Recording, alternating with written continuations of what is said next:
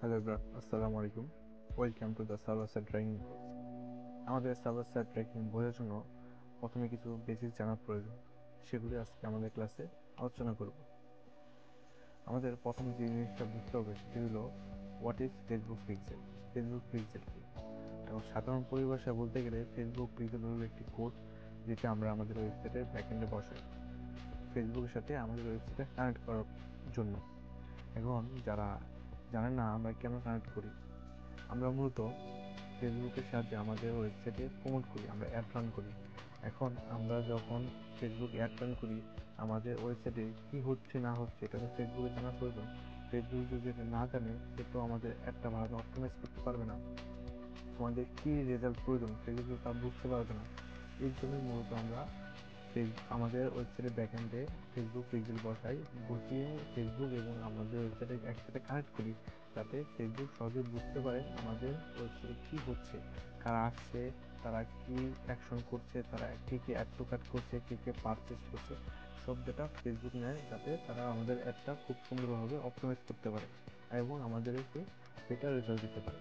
I hope আপনারা বুঝতে পারছেন যে ফেসবুক পিক্সেল কী। এখন নেক্সটে আমাদের 2 নম্বর টপিক যেটা হলো সেটা হলো what is browser side tracking. এখন আমাদের এই জিনিসটা বুঝতে হবে।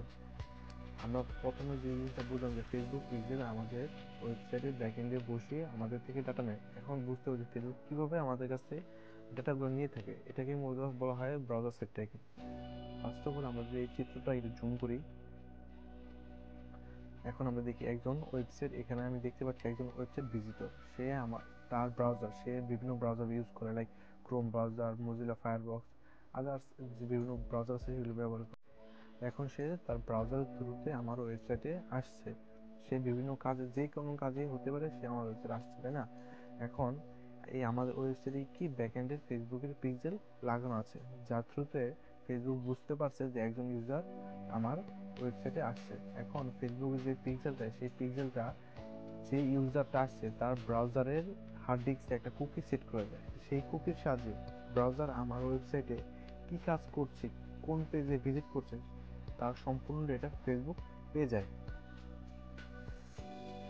ফেসবুক পেয়ে দেন এই ডেটাগুলো তার ব্রাউজার থেকে ফেসবুক পিক্সেল নিয়ে তার যে ফেসবুকের যে স্টোরেজ, সেখানে ডেটাগুলো ট্রান্সফার করে দেয়। এই থ্রুতে মূলত আমরা ফেসবুকে না, আমরা গুগলেও আমরা এই সেম প্রক্রিয়াতে ডেটাগুলো ট্রান্সফার করে থাকি। এটাকে মূলত বলা হয় browser side tracking. I hope আপনারা বুঝতে পারছেন। যদি না বুঝে থাকেন আর একবার বলে থাকি, একজন ইউজার তার ব্রাউজারের থ্রুতে আমার ওয়েবসাইটে ভিজিট করতে আসে। ভিজিট করে আসার পর ফেসবুক পিক্সেল তার ব্রাউজারের ব্যাকএন্ডে একটা কুকি সেট করে দেয়।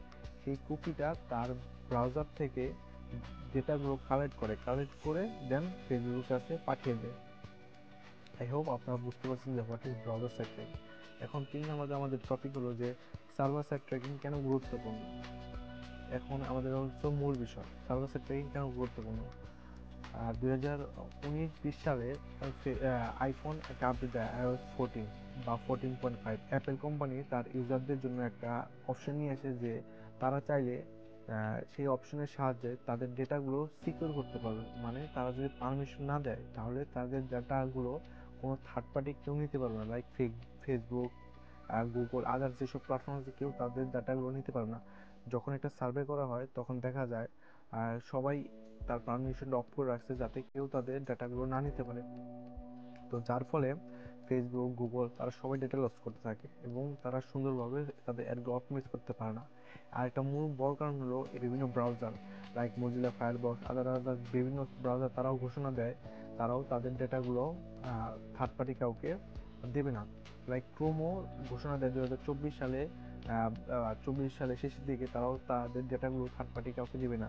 তো এর পরিপ্রেক্ষিতেই যে ফেসবুক, গুগল তারা কীভাবে ডাটাগুলো কালেক্ট করবে, এই ডাটাগুলো কালেক্ট করার জন্য তারা নতুন একটা প্রক্রিয়া উদ্ভাবন করে, সেটা হলো সার্ভার সাইড ট্র্যাকিং।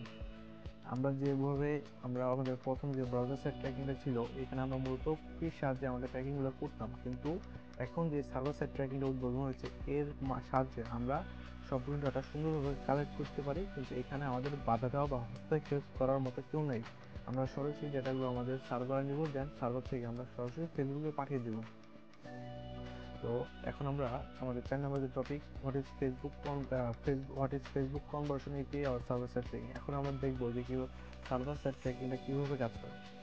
তো এটা বোঝার জন্য আমরা ফার্স্টে আগের মতো বুঝি যে একজন ভিজিটর বা ওয়েবসাইট ইউজার তার ব্রাউজার থ্রু আমার ওয়েবসাইট আসছে, তাই না? এখন প্রথম আমরা কী করতাম, ফেসবুক পেজে সে কুকি সেট করে দিত তার ব্রাউজারে, সেখান থেকে ফেসবুক সরাসরি ডেটা পেয়ে দিত। কিন্তু এই প্রক্রিয়া তো এখন আমাদের প্রপারলি কাজ করে না, যার ফলে আমরা কী করি, একজন ভিজিটর তার ব্রাউজার আমাদের ওয়েবসাইটে আসছে, তাই না?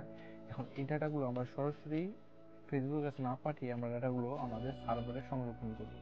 দেন এই সার্ভার থেকে আমরা ডাটাগুলো ফেসবুক কনভার্সন এপিআই থেকে সরাসরি ফেসবুকের কাছে বা গুগলের কাছে আমরা পাঠিয়ে দিতে পারি।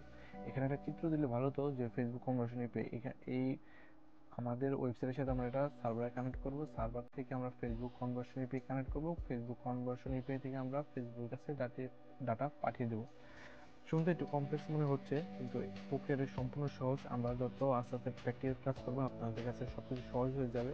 জাস্ট আপনারা বুঝেন যে কি কোনটা কীভাবে কাজ করে, জাস্ট খালি ধারণা নেন, দেন আমরা যখন প্র্যাকটিক্যাল ক্লাসে যাবো সব আপনার কাছে সহজ হয়ে যাবে। আই হোপ আপনারা বুঝতে পারছেন সার্ভার সাইড ট্র্যাকিং কি, কীভাবে কাজ করে ফেসবুক পেজের কি। আজকে এই পর্যন্তই, দেখা হবে আমাদের পরের ক্লাসে। আসসালামু আলাইকুম।